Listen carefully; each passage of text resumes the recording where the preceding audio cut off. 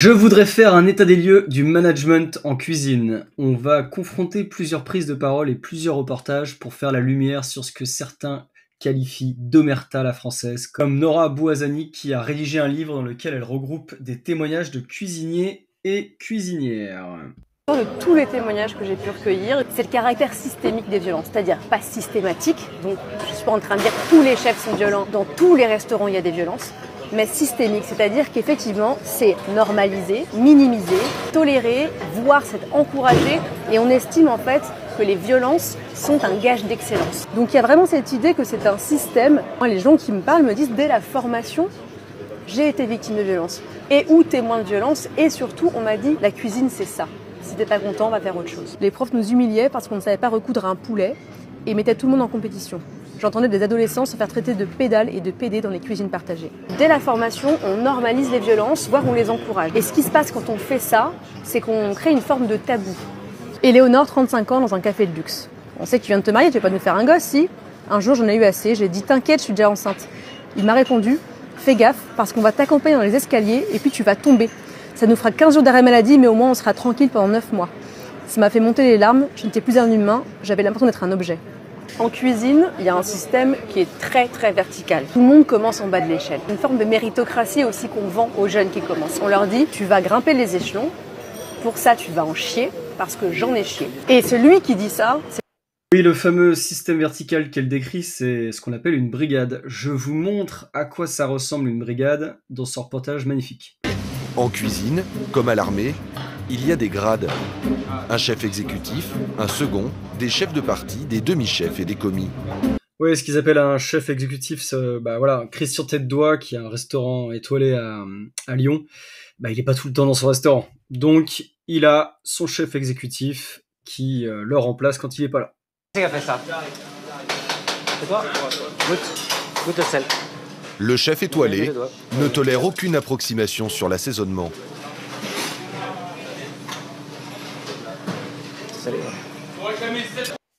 J'aurais bien voulu voir s'il n'y avait pas de caméra, comment ça serait passé. Un œil sur ses assiettes, mais aussi sur ses troupes. Là, on a un grand angle. On voit tout ce qui se passe dans la cuisine. Donc ces caméras-là, vous les avez mis justement pour éviter les violences Non, je n'ai pas mis pour éviter les violences, mais je pense que ça participe à un effet un petit peu dissuasif. Bon, il veut pas vraiment le dire, hein, mais oui, il y a évidemment qu'il y a des violences et évidemment que cette caméra est là pour empêcher que ces violences se produisent dans sa cuisine. Après, voilà, quand on parle de violence, on parle pas forcément du chef qui est violent mais envers ses commis, hein. Ça peut être aussi les commis entre eux, les cuisiniers entre eux qui sont violents, en fait. Il y a des jeux très débiles, il y a plein de jeux débiles, hein, qui existent en cuisine, comme se claquer les parties du corps avec un torchon, se brûler la peau. Se brûler la peau avec un ustensile très chaud, enfin bref. Tout ça en cuisine, il y a des phénomènes de conformisme en fait, ou des phénomènes de jeux débiles qui se mettent en place. On est à moitié dans le déni, hein, il veut pas le dire officiellement, mais voilà, c'est évident que la caméra elle est là pour lutter contre ça, pour lutter qu'il y ait des violences en cuisine. Et il y a un chef qui a été mis sous le feu des projecteurs en 2014-2015 pour des faits de violence. Ce chef, il s'appelle Yannick Aleno. Il est propriétaire et chef du restaurant aux 3 étoiles, le Pavillon du Doyen, sur les Champs-Élysées. Et je vais vous montrer un peu ce que ça a donné, cette histoire. On va lui donner la parole. Il avait été accusé de violence envers certains de ses cuisiniers. Est-ce que vous avez déjà donné un coup de genou à un de vos cuisiniers, monsieur? Je n'ai pas donné un coup de genou à qui que ce soit. Certains nous disent qu'ils avaient plus de pause, ils travaillaient de 8h du matin à 1h du matin sans pause, sans déjeuner, même boire et aller aux toilettes, c'était compliqué. Enfin, on a quand même plusieurs témoignages qui nous disent ça, mais... Après... Donc c'est pas vrai ou... Non, c'est pas vrai. Voilà, Yannick Aleno n'a pas été condamné personnellement, mais les prud'hommes ont condamné son groupe, car en gros, le jugement dit... J'ai pas réussi à trouver le jugement des prud'hommes, mais certains articles relayent que voilà, il y avait les bonnes conditions de travail n'étaient pas respectées. Bon, tout ça c'est très vague. On ne sait pas si ça parle de violence physique, si on parle d'harcèlement, ou tout simplement de la vétusté des installations, puisque les cuisines de ce restaurant ont été rénovées après l'affaire. Maintenant qu'on a décrit ce monde très brutal, est-ce que le monde de la cuisine est condamné à perpétuer cette violence? Je voudrais qu'on parle de ça. Et je voudrais qu'on commence à parler de ça avec, voilà, pour moi, il y a une forme de prise de conscience chez certains chefs, notamment avec ce témoignage que vous avez.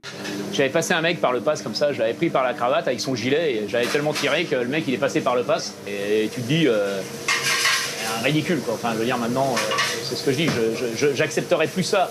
J'accepterais plus ça de qui que ce soit ici en comportement quoi. Ça c'est clair. Bon voilà, le fait que le gars en parle librement face caméra comme ça, voilà, il y a des et qui disent quoi là, ça se reproduira pas. Après, il dit qu'il voulait pas le faire de façon volontaire. Néanmoins, il reconnaît qu'il avait un comportement nuisible et nocif vis-à-vis de certains de ses salariés. Et vous avez même le restaurant de Yannick Aleno qui est devenu un temple de la qualité de vie au travail.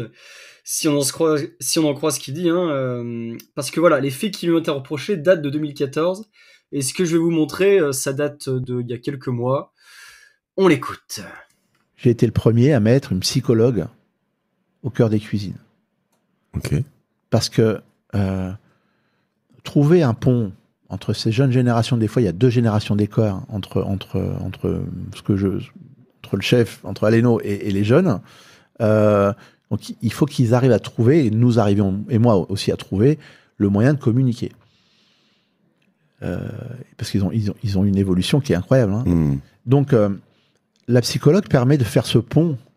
Moi je sais pas ce qui se passe, c'est un docteur. Hein. Donc ils se parlent, ils ont besoin, peut-être il y a des choses à régler qui ne me concernent pas, mais je pense que la qualité de vie au travail et en restauration passe aussi par un bon mental.